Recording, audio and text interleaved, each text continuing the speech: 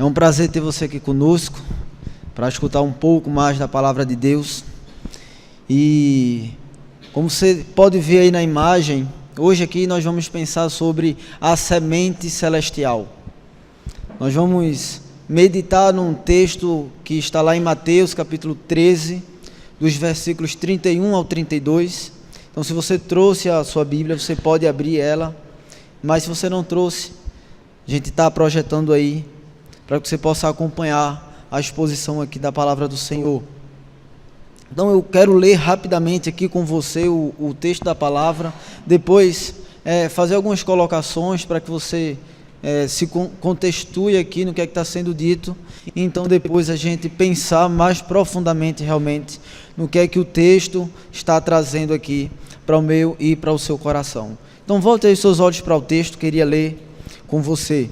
Diz assim: Jesus conversando com a multidão, outra parábola lhes propôs, dizendo: o reino dos céus é semelhante a um grão de mostarda, que um homem tomou e plantou no seu campo, o qual é, na verdade, a menor de todas as sementes, e crescida é maior do que as hortaliças, e se faz árvore, de modo que as aves do céu vêm aninhar-se nos seus ramos. Esse capítulo, o capítulo 13 aqui que nós lemos, é um capítulo onde Jesus começa a contar ali para a multidão que está ao seu redor várias parábolas. Então, Jesus até esse momento, ele estava conversando e falando acerca do Evangelho, fazendo milagres e maravilhas ali perto da multidão, junto com ela, mas apenas a partir do capítulo 13 ele começa a falar por meio de parábolas. Isso você pode ver registrado lá nos versículos 1 e 2 desse mesmo capítulo. Então, Jesus traz ali parábolas como o ladrão da noite, como o joio e o trigo, como o fariseu e o publicano. Ele começa então a contar as parábolas que nós tanto conhecemos. E todas essas parábolas que Jesus começa a falar, a contar, elas dizem respeito ao reino dos céus. Falam sobre o reino dos céus. Mas uma coisa que nós precisamos responder aqui, uma pergunta que nós precisamos responder é: o que é parábola? O que é que Jesus realmente está fazendo aqui com essa multidão, contando parábolas? Parábola não é nada mais, nada menos do que uma narrativa que transmite uma mensagem por meio de uma analogia, ou seja, por uma relação de semelhança. É uma mensagem que é contada, é uma história que é contada, mas essa história ela diz respeito a algo mais do que aquilo que está sendo dito. Portanto, uma parábola ela não tem um sentido em si mesma, mas ela tem um sentido além dela mesma. Então, se você lembrar aí, ou se você não conhece, você pode depois conhecer mais a fundo isso. Existe uma parábola, a parábola do semeador, que está lá em Mateus 13, esse mesmo capítulo, versículos 18 a 23, onde Jesus conta essa parábola para a multidão que está junto dele, e posteriormente então, Jesus ele vai explicar a respeito da parábola que ele contou. Então o que é que eu quero que você perceba aqui? Que há uma relação de interpretação bíblica que é muito importante para a gente. Perceba que a Escritura Sagrada, Cristo falando, é interpretada pela própria Escritura um pouco depois, que é quando ela fala a respeito do que Cristo disse e explica o que foi que Jesus disse. Isso é um princípio que nós vamos trabalhar aqui hoje, é a gente compreender que para nós entendermos melhor e mais profundamente a parábola, nós precisaremos percorrer a própria Escritura para poder entender sobre o que é que ela está falando. Por exemplo, você pode observar o Salmo 42, capítulo 1, para você compreender melhor a ideia de analogia, de relação de semelhança. O salmista, nesse texto, ele diz assim: como suspira a corça pelas correntes das águas, assim por ti, ó Deus, suspira a minha alma. O que é que o salmista está dizendo aqui? Ele está dizendo que assim como uma corça anseia por água, assim como a corça deseja água, assim como a corça quer água, como nada mais nessa vida, assim também a alma dele deseja Deus, quer se encontrar com Deus, e é isso apenas que ele quer. Isso aqui é uma analogia de fé. É ele falar a respeito da corça, sendo ele, e a água, sendo Deus. Como eu já falei, o capítulo 13 ele vai iniciar contando algumas parábolas. Mas por que Jesus faz isso? E os discípulos perguntam isso a ele. Você pode ver lá em torno do versículo 11, 10 e 11, os discípulos perguntando: Senhor, por que agora você está começando a falar por meio de parábola? Já que até agora o Senhor nunca fez isso, o Senhor sempre pregou o Evangelho, fez milagres, mas o Senhor não contou ainda parábolas, porque você começou a fazer isso agora. Então no versículo 11, Jesus diz exatamente essas palavras aos discípulos: porque a vós outros é dado conhecer os mistérios do reino dos céus, porque a vocês discípulos é dado a possibilidade, é dada a oportunidade de vocês entenderem um mistério que é o mistério do reino dos céus. Então ele continua e diz assim: mas aqueles, ou seja, aqueles religiosos, os fariseus e todos aqueles homens ali da tradição judaica, mas aqueles não lhes é isso concedido. Para esses homens não será dada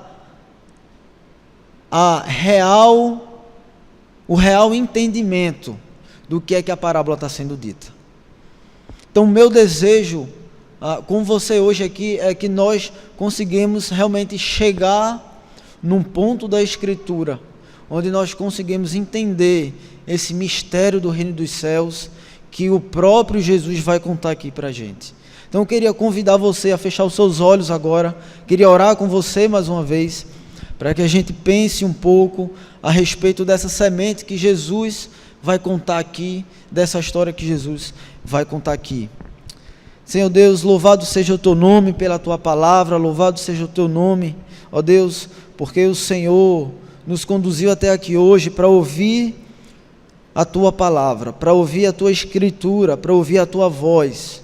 Fala, Deus, aos corações aqui presentes, fala ao meu coração também, que o Teu Espírito esteja verdadeiramente, ó Pai, aqui, trabalhando nas nossas vidas e traduzindo, Pai, tudo aquilo que for necessário traduzir.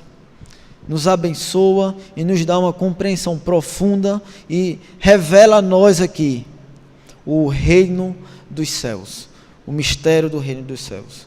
É assim, Pai, que nós oramos, em nome de Jesus. Amém. Volte novamente os seus olhos para o texto, eu queria ler novamente ele com você. E queria pedir para que você fique atento a essas ênfases aí que ele tem, para que a gente pense um pouco a respeito desses detalhes. Outra parábola lhes propôs, dizendo: o reino dos céus é semelhante a um grão de mostarda, que um homem tomou e plantou no seu campo, o qual é, na verdade, a menor de todas as sementes, e crescida é maior do que as hortaliças, e se faz árvore, de modo que as aves do céu venham aninhar-se nos seus ramos.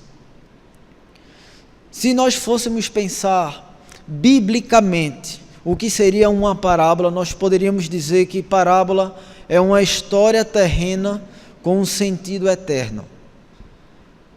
É simplesmente uma história que eu e você, que nós entendemos, uma história terrena, mas que ela tem um sentido celestial, ela tem um sentido além de nós mesmos, além da nossa realidade, além da terra.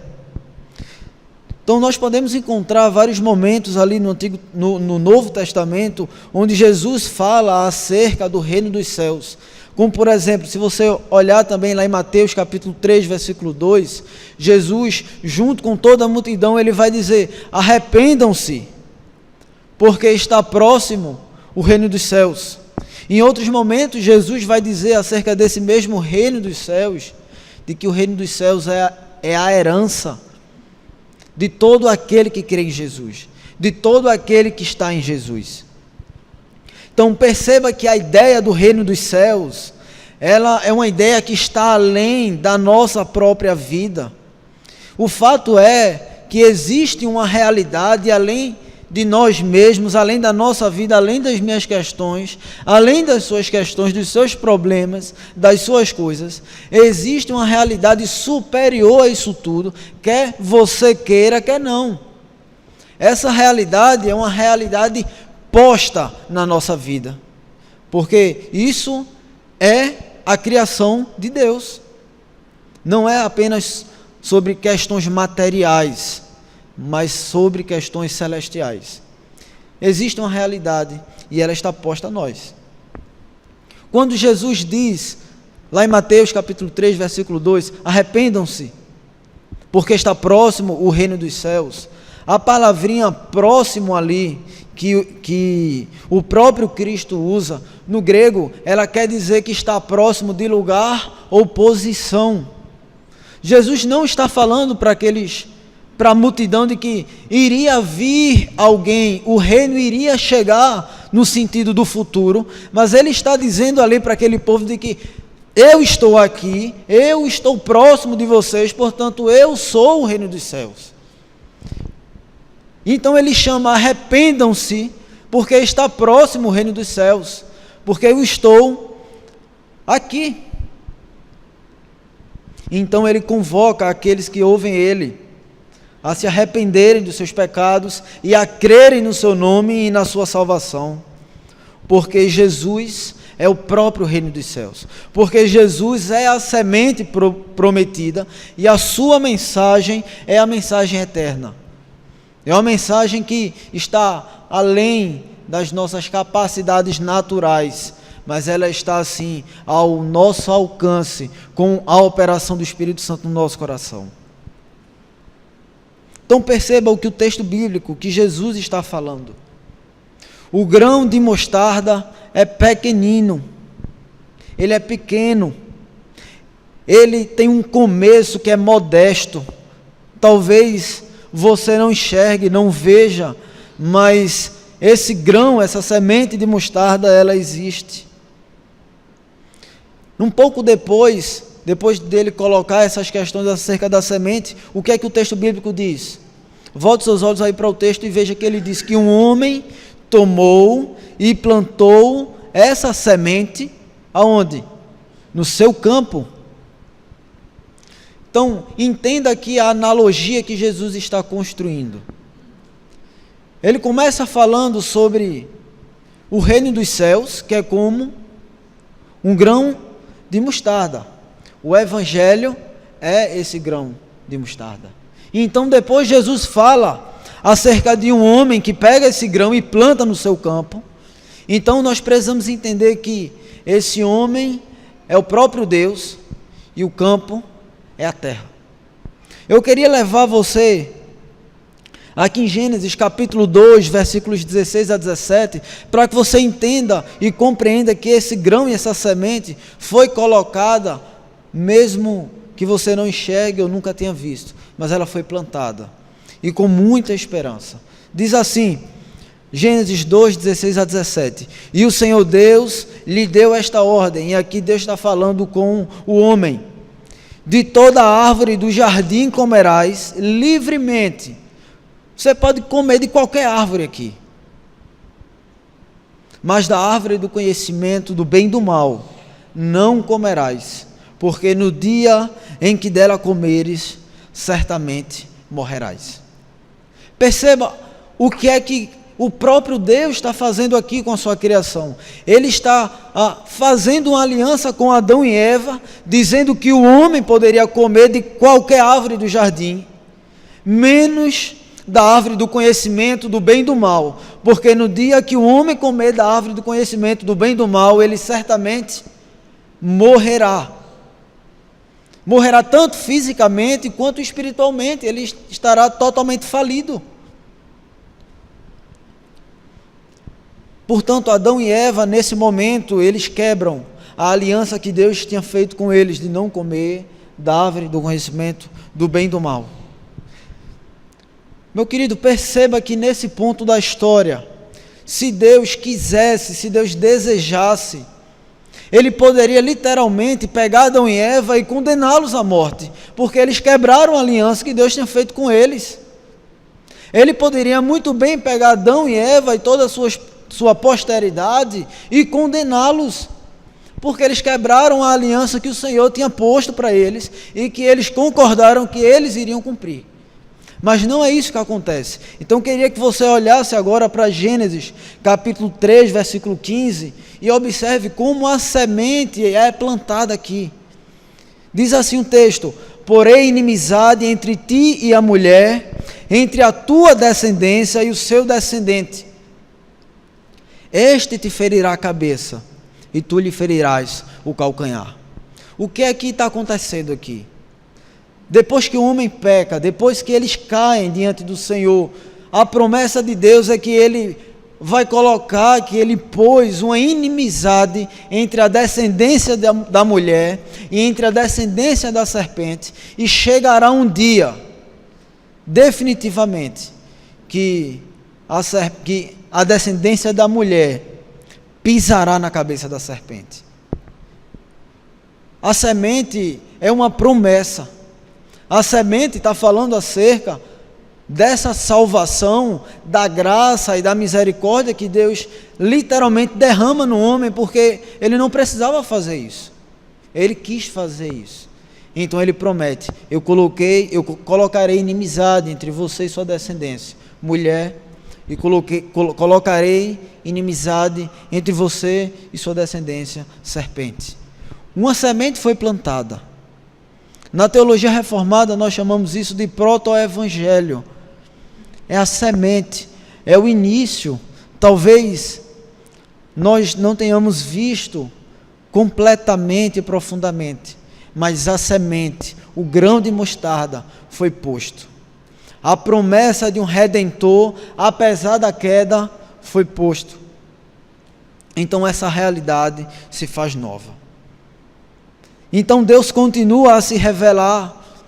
Aqui nós lemos Gênesis, mas durante todo o Antigo Testamento Deus continua a se revelar durante os séculos, até que essa semente celestial que é prometida à mulher, ela é enviada à terra, que é o próprio Deus encarnado, é Cristo Jesus sendo enviado ao mundo, que é o Deus homem.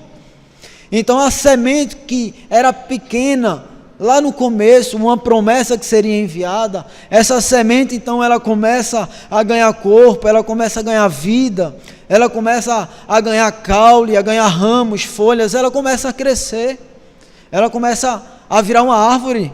Então Jesus vem, essa semente, vem e chama todos os povos a se arrependerem dos seus pecados e a crer que o próprio Cristo é o Filho de Deus, é aquele que nasceu de uma Virgem Maria pela operação do Espírito Santo, é aquele que padeceu sob a mão de Pôncio Pilatos, é aquele que foi crucificado, mas que ressuscitou ao terceiro dia, mas que hoje Ele está glorificado à direita do Deus Pai. A semente então ela começa a desabrochar, ela começa a ganhar corpo e vida. Então Deus, com a sua mão soberana, Ele continua a chamar os seus durante toda essa história. O reino, no início, ele é quase invisível, mas o seu crescimento é certo. E chegará um dia em que definitivamente tudo isso, toda a semente, ela literalmente se desabrochará de vez e terá uma volta. Cristo Jesus voltará triunfantemente. Mas Jesus não para por aí. Ele não simplesmente conta até essa história e termina. Ele continua e diz: crescida, ou seja, a semente crescida, é maior do que as hortaliças e se faz árvore, de modo que as aves do céu venham aninhar-se nos seus ramos. Os estudiosos ali da Galileia dizem que o pé de mostarda ele pode crescer até 3 metros de altura. Perceba que apesar da mostarda ser uma hortaliça, ela cresce de tal forma, ela cresce de uma forma tão forte, que as aves do céu conseguem vir, fazer o ninho e morar ali. É o que o texto bíblico está falando. Apesar de ser uma hortaliça, ela cresce de tal modo, que as aves do céu vêm e fazem os seus ninhos ali. Durante o Antigo Testamento, Deus, ele se revela por meio do seu povo étnico, que é o povo de Israel. Ali no Antigo Testamento, Deus está tratando com o povo de Israel. Então perceba que no desenvolvimento da árvore, no desenvolvimento desse grão de mostarda, o povo que obtinha as promessas, o povo que tinha as bênçãos, o povo que tinha os benefícios da aliança, eram o povo hebreu. O povo israelita é que tinha esse relacionamento direto com Deus. Nós simplesmente entendemos e compreendemos que, por meio de Adão e Eva, e depois de Adão e Eva, através dos séculos, Deus desenvolveu então essa semente por meio do seu povo étnico Israel. Mas, como eu falei aqui anteriormente, veja que a árvore ela cresce de tal forma que as aves do céu, elas começam a fazer ninho nos seus ramos. Não fica simplesmente a árvore parada, mas ela cresce de tal forma e tão forte que as aves do céu vêm e fazem ninho nelas. Portanto, veja o que é que Cristo está falando. Ele está dizendo que não é simplesmente o povo de Israel que tem direito às bênçãos, aos benefícios da aliança que Deus faz com o povo, mas o próprio apóstolo Paulo, ele diz lá em Gálatas capítulo 3, versículo 29, que se vocês são de Cristo, vocês são descendência de Abraão e herdeiros segundo a promessa. O que é que Paulo está dizendo? Ele está dizendo que antes, com o povo de Israel, Deus tratava de forma étnica com eles, mas eu e você não somos de um povo étnico israelita, nós não somos hebreus. Mas o que Paulo diz é que por meio de Cristo Jesus, sim, nós nos tornamos povo de Deus. Nós nos tornamos aqueles que chegam na árvore, que chegam nos ramos, fazemos o nosso ninho ali e podemos viver sob as mesmas bênçãos, as mesmas alianças, as mesmas promessas que eram prometidas ao povo de Israel. Essa é uma realidade que precisa estar clara, constante aos nossos olhos, é de que Cristo veio para todo aquele que se arrepende e crê nele. Não simplesmente para um povo étnico. Aquilo foi um processo. Hoje, todos nós que estamos em Cristo, somos considerados israelitas, porque somos povo de Deus. Portanto, se nós fôssemos pensar na parábola que Jesus está trazendo, as aves que ele diz que podem se achegar, sou eu e é você. Somos nós, gentios,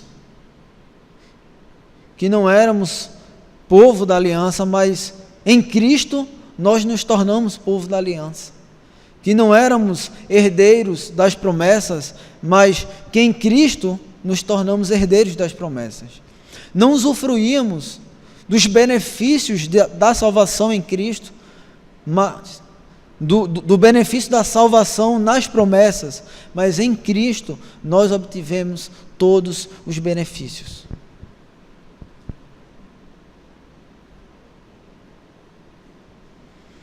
O fato é que chegará um dia que todas as nações, não importa de qual etnia você seja, não importa qual a etnia existente na face dessa terra. Mas chegará um dia em que todas as nações, como nós cantamos aqui, se dobrarão diante do Senhor, renderão graças ao Senhor. Muitas vezes nós, quando lemos, por exemplo, o livro de Apocalipse, a revelação de João, nós temos uma compreensão um pouco equivocada do que é que Deus está fazendo ali. Muitas vezes nós entendemos aquele texto como sendo uma guerra que está sendo travada, onde Deus está de um lado em luta, brigando para tentar vencer, e do outro lado então você tem o diabo lutando para tentar vencer. Mas o que João fala em Apocalipse, no final das contas, não é sobre uma guerra, não é sobre uma queda de braço entre Deus e Satanás, o diabo. O que Apocalipse traz é um verdadeiro massacre do Senhor em cima daquele que já está derrotado. O que ele fala é sobre o Senhor vindo de uma vez por todas e acabando com todo o poder do maligno, porque ele já não tem mais poder. Ele não tem. Portanto, perceba, toda a revelação bíblica, ela fala a respeito de uma vitória em Cristo Jesus. Deus não está lutando com o diabo, meu irmão, para ver quem sai ganhando dessa história. Ele já venceu na cruz do Calvário.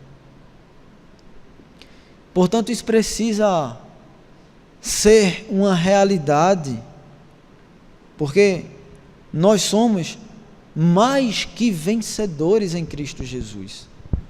As vitórias de Jesus são nossas vitórias. Veja que eu não estou falando aqui de vitórias materialistas, né? De questões da nossa vida terrena. Estou falando de vitórias celestiais. É a vitória sobre a morte que antes nos escravizava, nos afligia, nos angustiava, mas hoje não mais. É a vitória em cima do pecado, que muitas vezes nós o tratamos de forma tão pueril.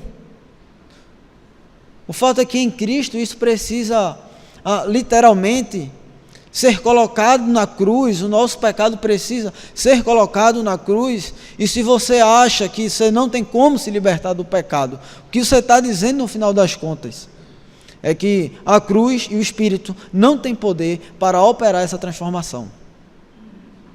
Nós precisamos entender que em Cristo a operação do Espírito Santo de Deus pode fazer toda a transformação que nós precisamos.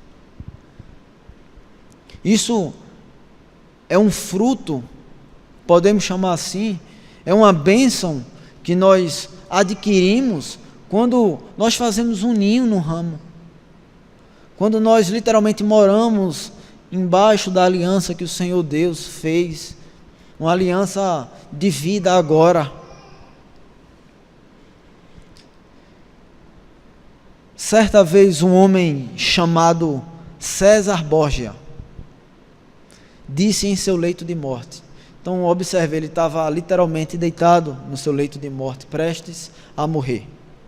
E ele disse a seguinte frase: enquanto vivi, me preparei para tudo, menos para a morte.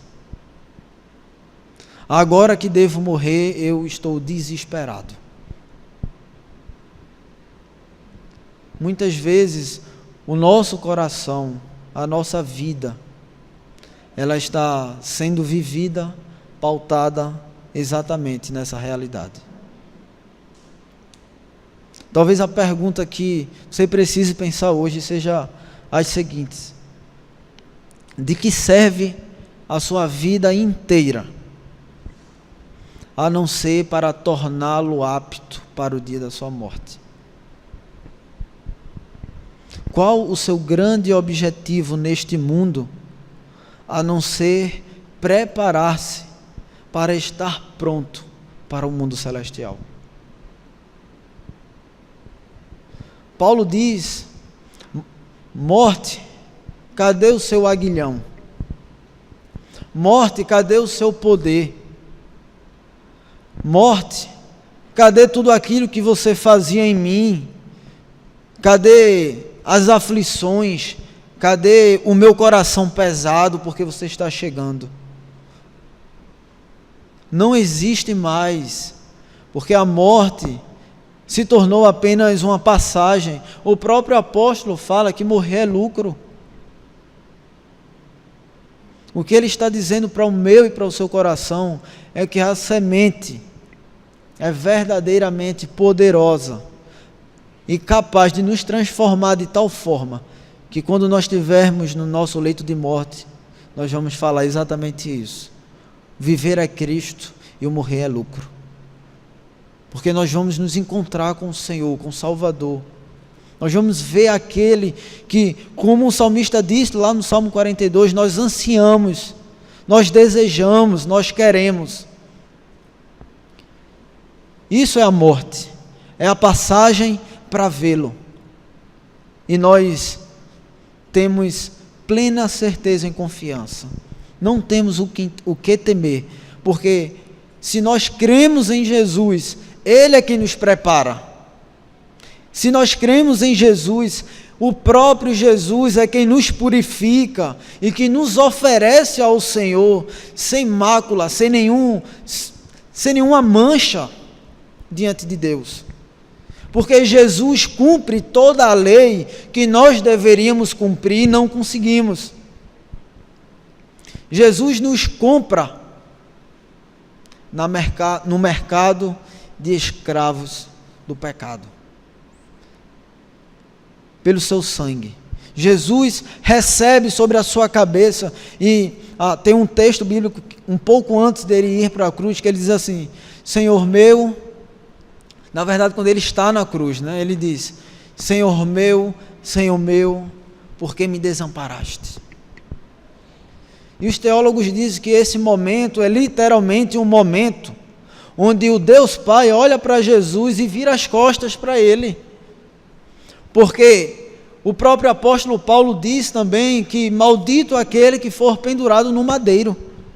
Então naquele momento Cristo ele se torna, apesar de não ser, mas ele se torna pecado pelo seu povo, para aqueles que creem nele, para que Deus então, por meio da sua graça, da sua misericórdia, possa alcançar aqueles que realmente eram pecadores. Cristo então recebe na sua cabeça, no seu corpo, toda a ira de Deus que deveria cair sobre a minha e a sua vida. Essa é a realidade do Evangelho. Mas, diferentemente de qualquer outro homem dessa terra, Jesus morre na cruz e ao terceiro dia ele ressuscita. Até hoje ninguém achou o corpo de Jesus, porque ele não está lá. Ele não está em lugar nenhum nessa terra, porque ele literalmente ressuscitou e está sentado à direita de Deus. Por isso que ele é a semente prometida. Por isso que ele é aquele que nós lemos em Gênesis, que pisará na cabeça da serpente.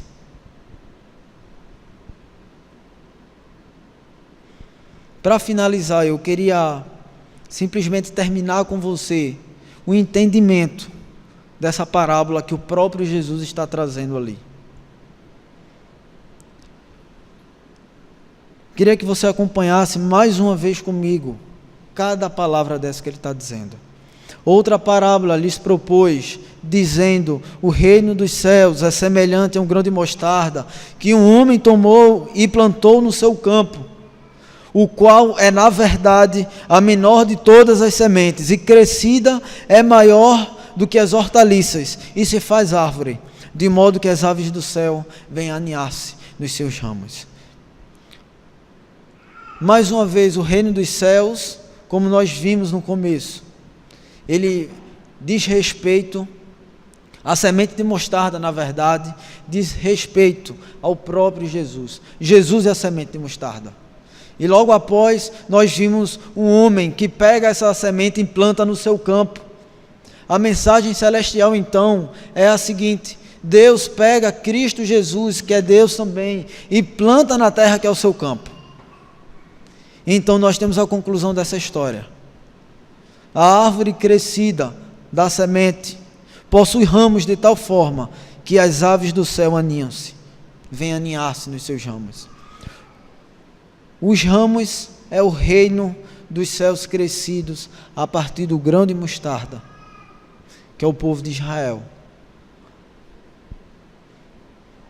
Mas quem são as aves que podem se achegar agora nesses ramos, fazer o seu ninho e viver literalmente toda a sua vida debaixo da aliança que foi prometida durante todos os séculos? A redenção em Cristo Jesus somos nós. Nós somos aqueles que hoje podemos realmente nos achegar a Deus, fazer o nosso ninho ali no ramo e somente usufruir da graça, da misericórdia e da vida com Deus. E então podemos dizer: ó morte, cadê o teu aguilhão? E literalmente desejar o próprio Deus. Essa é a vida que vale a pena ser vivida. É uma vida debaixo da aliança do Senhor, onde Jesus Cristo é o nosso intercessor e ninguém mais, porque Ele é o único capaz para fazer isso. O próprio salmista, lá no Salmo 22, 27, eu queria finalizar com você aqui, diz assim: lembrar-se-ão do Senhor, e a Ele se converterão os confins da terra, perante Ele se prostrarão todas as famílias das nações. Veja, quando Jesus traz essa parábola para os discípulos, Ele não está trazendo uma novidade. O próprio Salmo, ele já traz essa realidade. As famílias da terra se converterão. Outros povos, não apenas o povo étnico de Israel, mas todos os povos que se achegarem, que creem em Jesus, serão considerados meu povo. Essa então é a realidade que eu e você precisamos nos colocar e se perguntar: Deus, eu realmente tenho um ninho no ramo que o Senhor mesmo construiu? Existem duas formas que nós podemos entender as vindas de Jesus. Jesus veio uma primeira vez, nasceu, morreu, ressuscitou, e Ele veio oferecendo salvação, perdão dos pecados, redenção em Cristo e nele mesmo. Mas Ele voltará um dia, e Ele mesmo promete isso. E quando Ele voltar, Ele não voltará oferecendo mais salvação, nem perdão, mas literalmente Ele vem subjugar, Ele vem tomar para si tudo que é seu. Então, a realidade é essa: se você hoje, ou enquanto você viver nessa terra, você não se dobrar ao Senhor no seu amor e na sua misericórdia, chegará um dia em que você sim se dobrará diante desse mesmo Senhor, mas agora debaixo do juízo e da ira. Porque nós lemos também em Naum: Deus não inocenta o culpado. Portanto, eu e você não podemos ser inocentados, porque nós somos culpados. O único inocente é Cristo Jesus. E quando nós cremos em Cristo Jesus, nós somos considerados então diante de Deus inculpados, inculpáveis. Queria chamar você a fechar os seus olhos agora